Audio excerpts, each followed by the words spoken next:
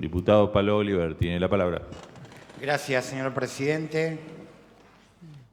Quiero hacer una manifestación en relación a lo que se conoce públicamente como el caso Marcelo Galaz.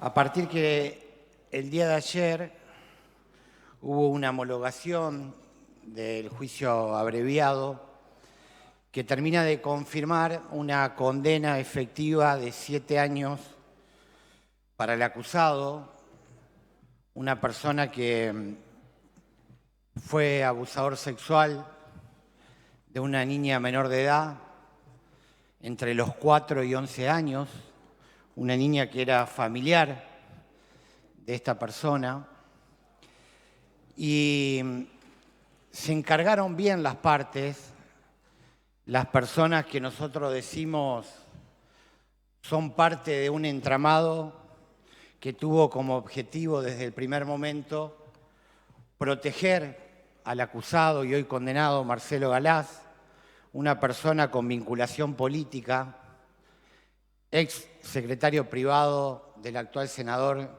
nacional Dionisio Escarpín, con vinculación política partidaria con el actual senador del Departamento General Obligado, Orfilio Marcón. Fue funcionario político también de la Municipalidad de Avellaneda. ¿Y por qué decimos que hay una trama de protección que a la postre logre el objetivo que se logró, que es atenuar una pena que inicialmente, a partir de la tipificación que dio el fiscal, podía significar una condena mucho más alta que los 7 años? El fiscal había acumulado acusaciones que significaban penas entre 30 y 32 años de reclusión. Lo que sucedió con la causa Galaz no solo fueron acciones que constituyen prácticas mafiosas, también es la muestra de que la justicia santafesina en muchos casos es clasista, por eso tenemos las cárceles llenas de pobres. Es clasista porque seguramente si el abusador sexual no hubiese tenido esas vinculaciones políticas y ese estatus social, entre comillas, estatus, no hubiese tenido el mismo tratamiento privilegiado que tuvo Marcelo Galaz. Y aparte es una justicia, en muchos casos, falta de perspectiva de género. Y acá está para aquellos negadores que plantean que los feminismos y las disidencias, cuando reclaman perspectiva de género, lo hacen con una actitud absolutamente de fanatismo. Es la muestra que no solamente no hubo perspectiva de género, sino que se violentaron sistemáticamente los derechos de la víctima. Se violentaron sistemáticamente la ley de víctimas.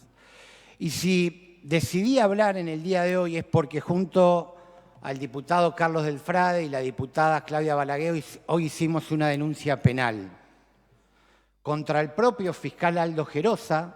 Una de las pruebas que ofrecemos justamente es el informe del auditor del Ministerio Público de la Acusación, el doctor Leonardo May. Un informe que bajo nuestro humilde punto de vista es prácticamente irreprochable.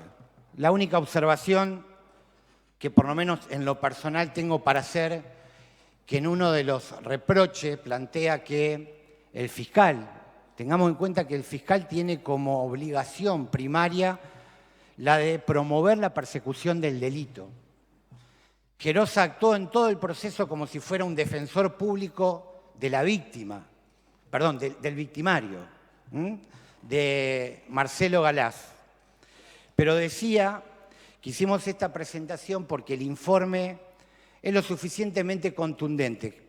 Si yo hoy digo que Gerosa seguramente va a tener los días contados, se puede decir que uno está prejuzgando. Y la verdad que con los elementos ya reunidos por la propia información de la auditoría es suficiente para asegurar que Aldo Gerosa, si la institucionalidad tiene todavía sectores saludables, no me cabe duda de que Gerosa va a dejar de ser fiscal cuando se garantice el proceso y se le dé, por supuesto, el derecho a defensa y la comisión de acuerdo haga la profundización de las investigaciones que tiene que hacer.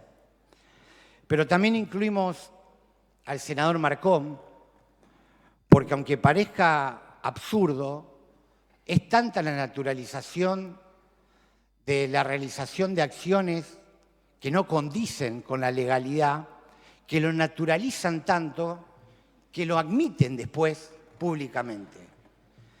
El senador Marcón reconoció públicamente que tuvo conversaciones con el fiscal Gerosa. Y el fiscal Gerosa admitió públicamente, e inclusive a la propia familia, que tuvo conversaciones con el senador Marcón. ¿Qué tipo de conversaciones tuvieron? Ni más ni menos que conversaciones que se pueden considerar que configuran el delito de cohecho, por lo menos así lo interpretamos nosotros y por eso está incluida dentro de la presentación que hicimos en el día de hoy al Ministerio Público de la acusación, porque cambiaron favores. Concretamente, Gerosa le pide a Marcón que le averigüe qué estaba pasando con los concursos que él venía teniendo en el ámbito de la justicia porque él se sentía que lo estaban perjudicando. Y al pasar, Marcón le preguntó qué se sabía de la causa de Marcelo Galaz. Inclusive en la conversación, inclusive hay registros de grabación que Gerosa tiene con la familia, también se los cuenta Gerosa, que Marcón le preguntó por la causa, pero que él no le dio bolilla, y reconoce Gerosa que él sí también le preguntó por las causas, porque él sentía, perdonen el término, pero él sentía que lo estaban cagando. Con este vocabulario se manejó el fiscal Gerosa en una audiencia oficial con la víctima y la madre de la víctima, para que ustedes dimensionen la altura moral y ética de este señor que es fiscal del Ministerio Público de la Acusación de la provincia de Santa Fe. La diferencia entre Gerosa y Marcón es que no se ponen de acuerdo quién le pidió la reunión a quién. Gerosa dice que existió esas dos conversaciones, pero porque lo llamó Marcón, y Marcón dice que existió esas conversaciones, pero porque Gerosa le pidió una audiencia. Cuando un periodista lo interpela y le pregunta a Marcón si le parecía bien, dijo: yo atiendo a todo el mundo que me pide una entrevista lo atiendo, ¿cómo no lo voy a atender? Lo que sí, la víctima, aparte de todo lo que tuvo que pasar para llegar a denunciar a su propio tío, cometió el error de no haberle pedido una audiencia al senador Marcón. Perdónenme la ironía, pero el cinismo del senador Marcón no solamente merece un reproche y un repudio, sino que realmente merece que la justicia evalúe si no configuró su accionar delitos penales. Por eso están incluidos en la denuncia. Lo hacemos también contra el fiscal regional, el doctor Martínez. En primer lugar, porque Martínez negó un pedido formal de la defensa de la víctima para que se lo separe al fiscal Aldo Gerosa, porque la víctima había perdido la confianza en su tarea de impulsor justamente de la persecución penal.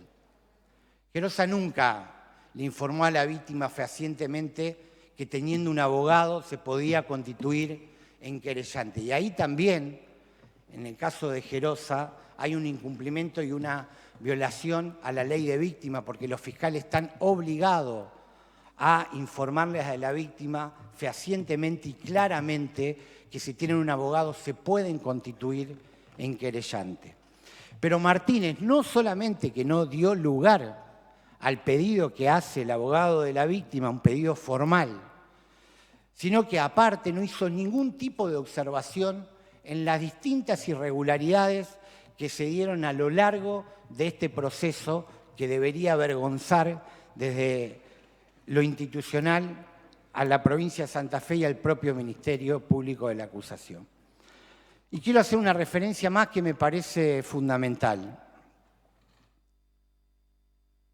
No fue la víctima la que pidió el juicio abreviado. Martínez miente descaradamente. Ayer se la pasó por distintos medios de comunicación de la capital provincial de esta ciudad de Santa Fe y también de la ciudad de Rosario, tratando de correrse de los reproches que se estaban haciendo públicamente, concretamente de algunos diputados y diputadas, por su proceder. Pero aparte, en este ejercicio de naturalización, Martínez dijo dos cuestiones que son graves. La primera, que eran delitos interfamiliares y que si la víctima se ponía de acuerdo con el victimario, el Estado no podía hacer nada, la justicia no podía hacer nada. No solamente que es una falacia absoluta, sino que la obligación justamente del Estado es garantizar que la víctima tenga una reparación por el daño que le ocasionó, así sea un familiar y en el ámbito privado. Y la otra cuestión, que es muy grave de la actitud de Martínez, es que públicamente ayer Martínez dijo, que no es la primera vez, que qué nos sorprendemos, dijo que me llame alguien para pedirme información de una causa, que él está cansado que le pidan información por distintas causas. Y yo esto quiero ser claro tampoco para no ser un purismo absoluto.